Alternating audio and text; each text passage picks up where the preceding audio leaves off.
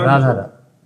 राधे राधे महाराज जी। महाराज जी, अगर कोई प्राणी स्वयं को जान ले, पहचान ले, तो क्या प्रभु यानी भगवान को जानना शेष रह जाता है क्या? नहीं, जानत तुम्हें तुम्हें हो जाए, सोई जाने जिह देह जनाई, जानत तुम्हें तुम्हें हो जाए। जो अपने को जान लेता है वो भगवान को जान लेता है, जो भगवान को जान लेता है वो अपने को जान लेता है। दो नहीं है, वही आत्मा ही परमात्मा है, परमात्मा ही आत्मा है, कोई अंतर नहीं है। अगर हम जैसे पूरे ट्रक के एक बोरे का परखी के द्वारा देख लिया तो पूरे ट्रक का दाम लगा देते हैं, ऐसे भगवान का अंश स्वरूप आत्मा है। जो भी उसका अनुभव हुआ वो पूर्ण परमात्मा का अनुभव कर लेता है। आत्मबोध होते ही वो परमात्मा का साक्षात्कार कर लेता है। पर बहुत कठिन है आत्मबोध होना। इस शरीर में इतनी आसक्ति हो गई है, इंद्रियां इतनी भोगों में प्रबल हो गई हैं कि आत्मा की तरफ वृत्ति ही नहीं जाती, देह की तरफ ही वृत्ति रहती है, भोगों की तरफ वृत्ति रहती है। बड़ा उल्टा हो गया है। विषयों ने इंद्रियों को अधीन कर लिया है, इंद्री ने मन को अधीन कर लिया है और मन ने बुद्धि को अधीन कर लिया है। अब जो निर्णय होता है सब गलत होता है।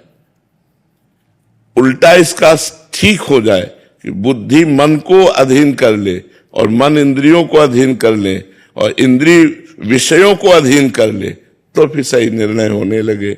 अब इसके लिए गुरु चरणों का आश्रय लेकर साधना करना होता है। सिस्टम उल्टा है, ऐसे प्रवाह ऐसे है। मना कष्टान इंद्रियाणी प्रकृति स्थान कर सती। अब हमें परमात्मा की तरफ ऐसे ऊर्ध्व लाना है। तो जैसे जल का प्रवाह नीचे है और उसे ऊर्ध्व चलाना है तो मशीन की जरूरत होती है, यंत्र की जरूरत होती है। ऐसे ही हमारी इंद्रियों का प्रवाह माया की तरफ है, इसे परमात्मा की तरफ चलाने के लिए मंत्र की जरूरत है। तो हमें गुरु मंत्र मिले और हम खूब जप करें तो उसके प्रवाह से हमारी बुद्धि शुद्ध हो और वो मन को अपने अधीन करे, मन इंद्रियों को अधीन करे, इंद्रियों के अधीन विषय रहे, ना कि विषयों के अधीन इंद्रियां रहे। सब कुछ उल्टा हो चुका है।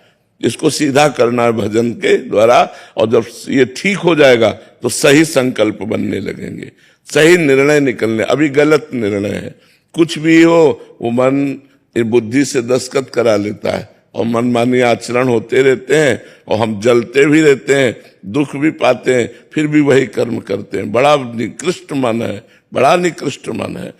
एक बार कहेगा कि मैं कसम खाता हूं कभी नहीं करूंगा, दूसरे दिन फिर तैयार है वही करने के लिए। तो ये भजन के द्वारा ठीक होता है। जितना हम शास्त्र स्वाध्याय करेंगे और भजन करेंगे उतने ही हमारी बुद्धि पवित्र होगी, और पवित्र बुद्धि मन पर शासन करती है और मन इंद्रियों पर शासन करता है। इसको शास्त्रों में वर्णन किया गया है कि शरीर एक रथ है, इंद्रियां इसके घोड़े हैं। इंद्रिय रूपी घोड़ों की लगाम मन है और लगाम को पकड़ने वाला सारथी बुद्धि है।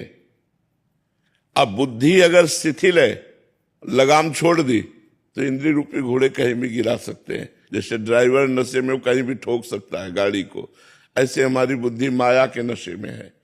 अब माया का नशा उतरे तब सही ये मार्ग चयन करके चल पावे। अभी तो जो मन आया सो खा लिया, जो मन आया सो पी लिया, जो मन आया देख लिया, जो मन आया सुन लिया, जो मन आया भोग लिया, यही है मनमानी आचरण होना। और उस जब बुद्धि शुद्ध हो जाती है तो ठीक आहार विहार, देखना सुनना बोलना, वो सब निरपराध होता है, वो सब भागवतिक होता है। तब वो भगवान की तरफ, तब वो आत्मज्ञान की तरफ बढ़ता है, तब उसे इन शरीरों से वैराग्य और स्वरूप का बोध प्राप्त होता है। कठिन मार्ग है पर असंभव नहीं है।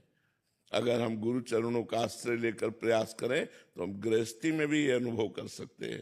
पर बराबर भजन, मन लगे चाहे ना लगे, सुख मिले चाहे ना मिले, शांति मिले चाहे ना मिले, हमें भजन करना है, ऐसा जो निश्चय कर लेता है वो निकल जाता है।